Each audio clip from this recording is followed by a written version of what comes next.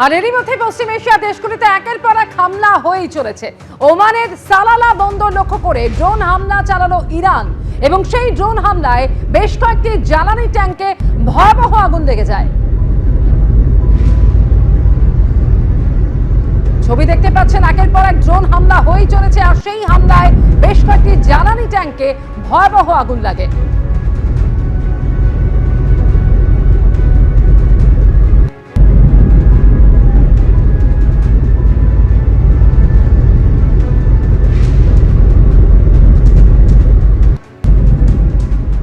শুধু ওমানে সালালা বন্দরে নয়, তেল আভিভ সহ 20 জায়গায় আক্রমণ চালিয়েছে ইরান।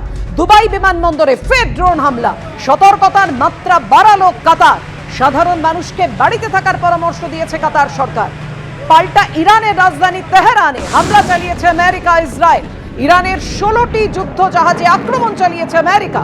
ইরানের ব্যাংকে হামলা চালিয়েছে ইসরায়েল। পাল্টা ইরানের টার্গেট পশ্চিম এশিয়ার আমেরিকার বন্ধু দেশগুলোর ব্যাংক। আর এরই মধ্যে যে খবর এসে পৌঁছেছে, গুজরাটে কাঞ্জালা পোর্টে আসার সময় হরমুজ প্রণালীতে থাইল্যান্ডের জাহাজে হামলা হয়।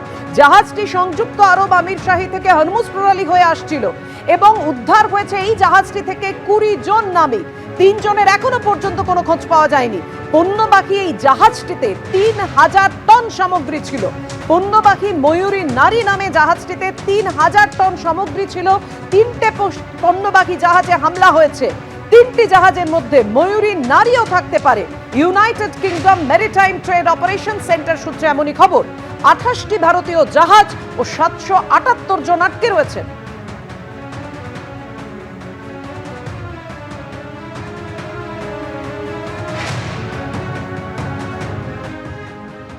অশান্ত পশ্চিম এশিয়া, আপনারা দেখতে পাচ্ছেন যুদ্ধের পরিস্থিতি আরো ঘোরালো হচ্ছে। আর সেক্ষেত্রেই প্রশ্ন উঠছে যে ফুটবল বিশ্বকাপ যা 11ই জুন শুরু হতে চলেছে, বয়কটের রাস্তায় কি ইরান? আমেরিকায় ফুটবল বিশ্বকাপ খেলতে না যাওয়ার পথে ইরান। ফুটবল বিশ্বকাপে ইরানকে আমেরিকায় স্বাগত জানিয়েছেন ডোনাল্ড ট্রাম্প। আর মাত্র বিশ্বকাপ শুরু হতে বাকি রয়েছে 93 দিন। জরুরি বৈঠকে বসেছেন ট্রাম্প ফিফা প্রেসিডেন্টের সঙ্গে। জরুরি বৈঠকে আমেরিকার প্রেসিডেন্ট কি সিদ্ধান্ত হতে চলেছে কথা বলবো। আমাদের সঙ্গে রয়েছেন আমাদের প্রতিনিধি সৌমিত্র।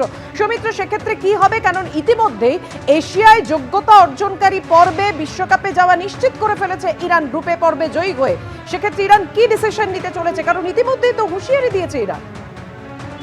বাপিয়া দেখো, বিশ্বকাপ শুরু হতে বাকি আর 93 দিন। এই পশ্চিম এশিয়া যে যুদ্ধ চলছে, সেই যুদ্ধের আঁচ এসে লাগলো এবারে ফুটবল বিশ্বকাপে। 11 জুন থেকে যে ফুটবল বিশ্বকাপ শুরু হচ্ছে, সেই বিশ্বকাপ শুরু হওয়ার আগে আমরা জানি যে কয়েকদিন আগেই ইরান ফুটবল অ্যাসোসিয়েশনের তরফে একটা হুঁশিয়ারি দেওয়া হয়েছে যে তারা বিশ্বকাপ বয়কটের রাস্তায় হাঁটতে পারে।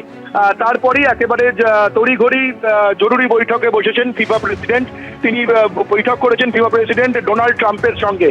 সেই জরুরি বৈঠকে যেটা সিদ্ধান্ত হয়েছে, যেটা জানানো হয়েছে ডোনাল্ড ট্রাম্পের তরফে, যে ফুটবল বিশ্বকাপে ইরানকে স্বাগত জানিয়েছে ডোনাল্ড ট্রাম্প। ফলে ফুটবল বিশ্বকাপ খেলতে এলে কোনো অসুবিধা হবে না, সমস্ত রকম দেখভালের আশ্বাস দিয়েছেন ডোনাল্ড ট্রাম্প ইনফ্যান্টিনো জুয়ানোকে।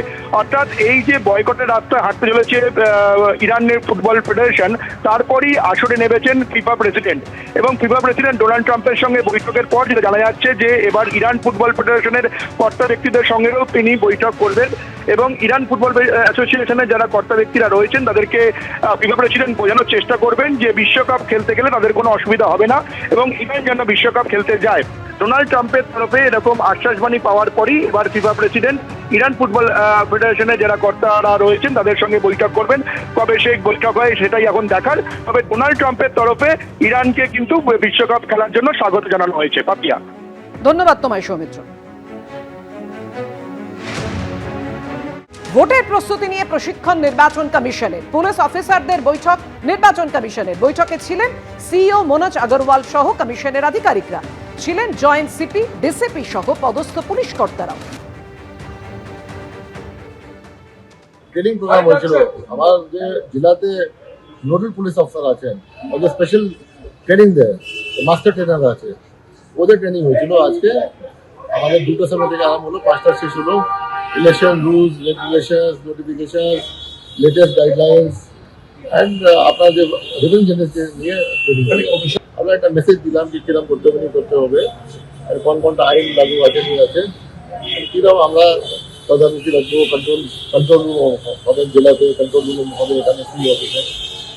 কিরকম কোঅর্ডিনেশন হবে বিভিন্ন এজেন্সির মধ্যে, পুলিশ আর সিএপিএফ, পুলিশ আর অন্য যে এনফোর্সমেন্ট এজেন্সি আছে ওদের মধ্যে কিরকম এনফোর্সমেন্ট হবে, কিরকম নিশ্চয়ই কেন্দ্রীয় বাহিনীর সাথে তো কোঅর্ডিনেশন করতেই হবে। যেটা আছে কেন্দ্রীয় বাহিনী তো স্টেট পুলিশকে সাহায্য করতেই এসছেন এখানে।